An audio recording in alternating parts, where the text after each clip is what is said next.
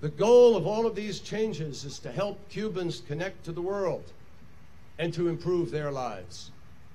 And just as we are doing our part, we urge the Cuban government to make it less difficult for their citizens to start businesses, to engage in trade, access information online. The embargo has always been something of a two-way street. Both sides need to remove restrictions that have been holding Cubans back. The time has come for us to move in a more promising direction. In the United States, that means recognizing that U.S. policy is not the anvil on which Cuba's future will be forged. Decades of good intentions aside, the policies of the past have not led to a democratic transition in Cuba.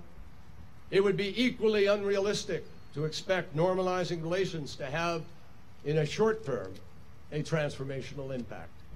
After all, Cuba's future is for Cubans to shape. Responsibility for the nature and quality of governance and accountability rests, as it should, not with any outside entity, but solely within the citizens of this country.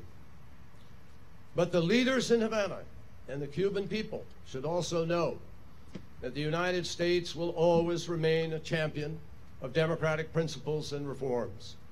Like many other governments in and outside this hemisphere, we will continue to urge the Cuban government to fulfill its obligations under the UN and Inter-American Human Rights Covenants, obligations shared by the United States and every other country in the Americas. And indeed, we remain convinced the people of Cuba would be best served by a genuine democracy, where people are free to choose their leaders, express their ideas, practice their faith, where the commitment to economic and social justice is realized more fully, where institutions are answerable to those they serve, and where civil society is independent and allowed to flourish.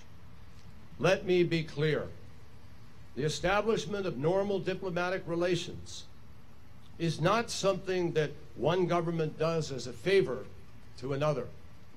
It is something that two countries do together when the citizens of both will benefit.